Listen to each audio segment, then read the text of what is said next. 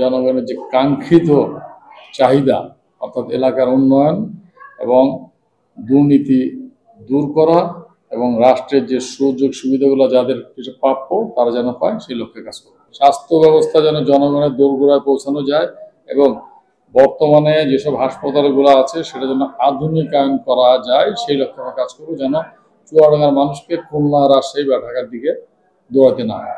প্রথমে আমি আমার অন্তরের অন্তরস্থল থেকে আমাদের দল বাংলাদেশ জাতীয়তাবাদী দলের যারা নীতি নির্ধারক তাদেরকে ধন্যবাদ জানাতে চাই আমাকে নমিনেশন দেওয়ার জন্য। নমিনেশন পাওয়ার পরে আমি আগামী যে ভোট অনুষ্ঠিত হবে, যেটা আমরা আশা করছি 2026 সালের ফেব্রুয়ারি মাসের প্রথমার্ধে, সেটা উপলক্ষে আমাদের কার্যক্রম শুরু করে দিয়েছে।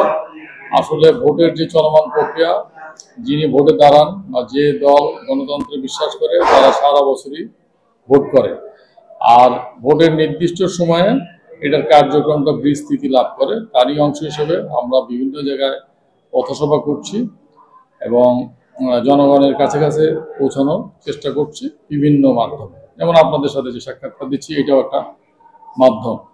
আমরা আমাদের একেবারে তৃণমূলের সংগঠন, যেটা আমরা গত প্রায় 4-5 বছর ধরে গড়ে তুলেছি, সেই সংগঠনের মাধ্যমে আমাদের ভোটের কার্যক্রম পরিচালনা করছি। আপনারা জানেন যে বিএনপি বাংলাদেশের অন্যতম বৃহৎ দল এবং সবচেয়ে জনপ্রিয় দল, এবং আমাদের একেবারে তৃণমূল পর্যায়ে অর্থাৎ গ্রাম, ওয়ার্ড, ইউনিয়ন, থানা, পৌর, জেলা সর্বত্র আমাদের সংগঠন আছে। সেই সংগঠন অনুযায়ী কাজ করছি। আমাদের অঙ্গ সংগঠন আছে, সেই অঙ্গ সংগঠনরা কাজ করছে।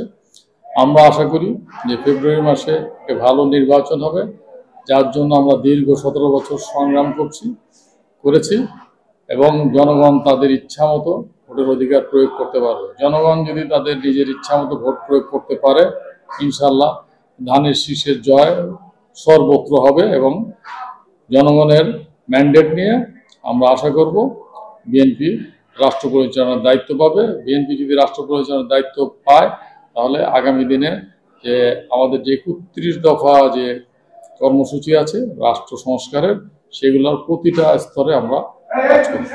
ওদের স্বপ্ন পূরণে পাশে থাকতে পেরে আমরা গর্বিত। চুয়াডাঙ্গা 2 আসনটা হলো আপনার একটা কৃষি প্রধান জায়গা। আমাদের জনগণের অনেক দিনের দাবি এখানে একটি কৃষি বিশ্ববিদ্যালয় হয় পূর্ণাঙ্গ, এবং এটা আমরা আমাদের দাবির সপক্ষে যথেষ্ট যুক্তি উপস্থাপন করেছি। কারণ হচ্ছে কৃষি নির্ভর যেসব ধরনের ইনোভেশন সেটা আমাদের এখান থেকেই হয়। যেমন এক সময় আমরা পেয়ারা চাষ করতাম, পরবর্তীকালে আমরা এখন মালটা বা কমলা করি, আর বিদেশ থেকে কমলা মালটা আমদানি করতে হয় না। কেউ কেউ আমরা আঙ্গুর শুরু করেছি, স্ট্রবেরি, ড্রাগন এক সময় বিদেশ থেকে আমদানি হইতো, শখ করে মানুষ করতো, এখন ড্রাগন বাংলাদেশের সর্বত্র ছড়িয়ে গেছে। এগুলো কিন্তু চুয়াডাঙ্গারই এক ধরনের উদ্যোগ। আর আমাদের এইসব ফসলগুলো যেন আমরা আবার দীর্ঘ মেয়াদে ভোক্তাদের কাছে পৌঁছাইতে পারি, সেই জন্য আমাদের লাগবে একটা কোল্ড স্টোরেজ ভালো। এখানে কোল্ড স্টোরেজ বলতেই সবার মধ্যে একটা ধারণা আসে যে কোল্ড স্টোরেজ বুঝি খালি আলু রাখা হয়। আলুর কোল্ড স্টোরেজ আর এইসব সেন্সিটিভ ফসল বা ফলের কোল্ড স্টোরেজ ভিন্ন। সেই আধুনিক একটু কোল্ড স্টোরেজ লাগবে। কৃষি বিশ্ববিদ্যালয় এর বাইরে স্বাস্থ্য ব্যবস্থার উন্নয়ন এবং শিক্ষার উন্নয়ন নিয়ে আমরা কাজ করব। স্বাস্থ্য ব্যবস্থা যেন জনগণের দোরগোড়ায় পৌঁছানো যায় এবং বর্তমানে যেসব হাসপাতালগুলো আছে সেটা যেন আধুনিকায়ন করা যায় সেই লক্ষ্যে আমরা কাজ করবো, যেন চুয়াডাঙ্গার মানুষকে খুলনা, রাজশাহী বা ঢাকার দিকে দৌড়াতে না হয়।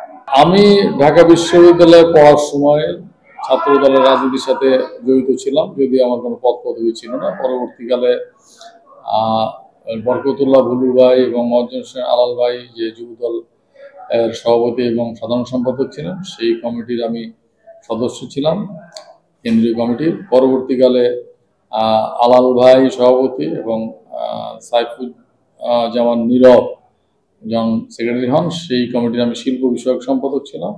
পরবর্তীকালে চুয়াডাঙ্গা জেলা বিএনপির যে আহ্বায়ক কমিটি গঠন করা হয়, সেই সময় আমি আহ্বায়ক কমিটির 1 নম্বর জয়েন্ট কনভেনর ছিলাম, যারা আহ্বায়ক ছিলেন আমাদের ওইদুল ইসলাম বিশেষ সাহেব।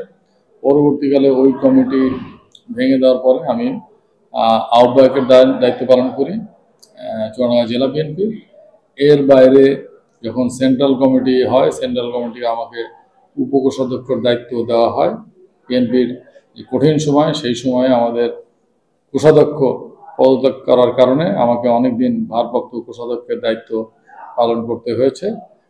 পরবর্তীকালে হাসিনা পরবর্তী বাংলাদেশে যে প্রথম জেলা সম্মেলন হয় সেটা চুয়াডাঙ্গায় হয়। সেই সম্মেলনের মাধ্যমে আমি জেলা বিএনপির সভাপতি নির্বাচিত হই।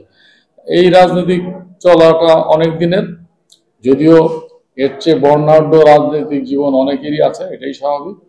এবং সাথে সাথে আমার যেহেতু নিজস্ব ব্যবসা বাণিজ্য এবং বিজিএমই রাজনীতির সাথে আমি জড়িত ছিলাম, তো এই পাশাপাশি দুটো চলছে। রাজনীতিটা আমি নিয়েছি একটা জনগণের সেবা করার প্ল্যাটফর্ম হিসাবে।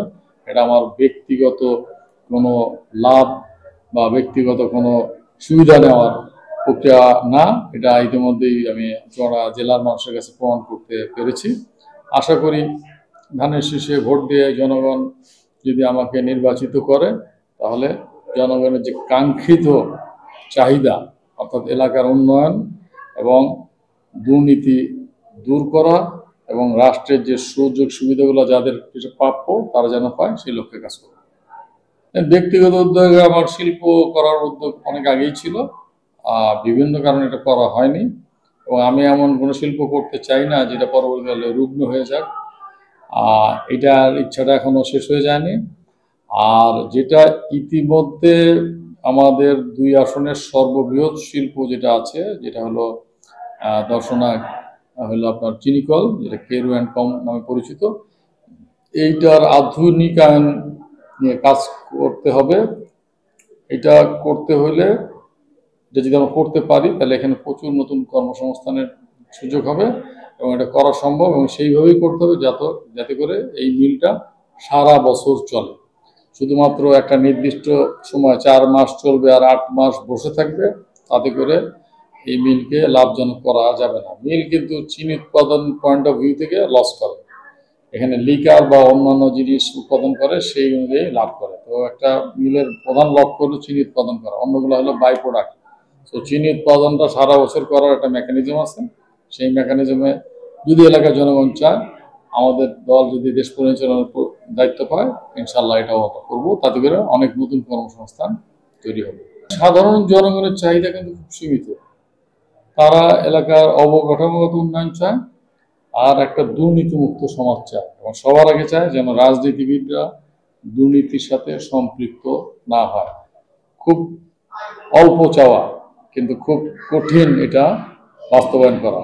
বাট আমরা এটা শুরু করব, কারণ আমাদের যে নেতা শহীদ প্রেসিডেন্ট জিয়াউর রহমান, ওনার যে অন্যতম চারিত্রিক বৈশিষ্ট্য, অন্যতম বিষয় যেটা হচ্ছে উনি একজন সৎ ব্যক্তি ছিলেন, কঠোর পরিশ্রমী ছিলেন এবং দেশপ্রেমিক ব্যক্তি ছিলেন। তো ওনার চরিত্রের যে কিছুটাও যদি আমরা ধারণ করতে পারি, তাহলে অবশ্যই একটি দুর্নীতিমুক্ত সমাজ গঠন করা সম্ভব।